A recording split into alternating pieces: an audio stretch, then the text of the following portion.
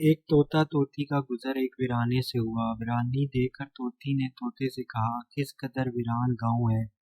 तोते ने कहा, लगता है यहाँ से किसी उल्लू का गुजर हुआ है। जिस वक्त तोता तोती बातें कर रहे थे, आइन इस वक्त एक उल्लू भी वहां से गुजर रहा था। इसने तोते की बातें सुनी और वहां रुककर इनसे मुखातिब होकर बोला, तुम लोग इस गांव में मुसाफिर लगते हो, आज रात तुम मेरे मेहमान बन जाओ, मेरे साथ खाना खाओ। उल्लू की मोहब्बत भरी दावत से तोते का जोड़ा इनकार ना कर सका और उन्होंने उल्लू की दावत कबूल कर ली। खाना खा कर रात गुजरी। सुबह को जब उन्होंने रुखसत होने की इजाजत चाही तो उल्लू ने तोती का हाथ पकड़ लिया और कहा, तुम कहाँ जा रही हो।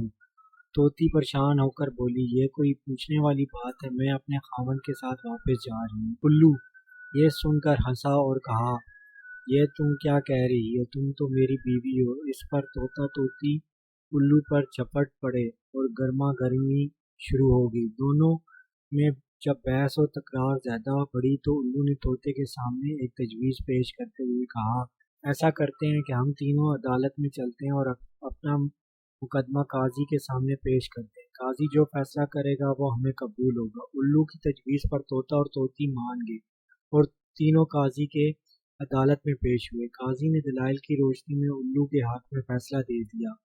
अदालत बर्खास्त कर दी। तोता इस बेइंसाफी पर बहुत रोया और चीखता चलाता हुआ चल दिया।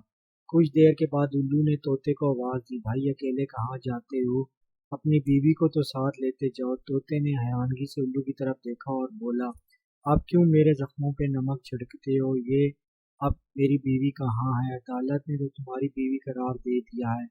उल्लू तोते की बात सुनकर नरमी से बोला, नहीं दोस्त तोती मेरी नहीं बल्कि तुम्हारी बीवी है। मैं तुम्हें सिर्फ ये बताना चाहता था कि बस्तियां उल्लू के गुजरने से वीरान नहीं होती, बल्कि बस्तियां तब वीरान होती हैं जब इनसे इंसाफ उठ जाता है। उम्मीद करता हूँ फ्रेंड्स आपको ये वीडियो पसंद आई होगी। तमाम फ्रेंड्स से रिक्वेस्ट है, मेरी वीडियो को लाइक कर दें, मेरे चैनल को सब्सक्राइब कर दें ताकि मैं इसी तरह आपके लिए अच्छी अच्छी मज़ीद वीडियोस बनाता रहूँ।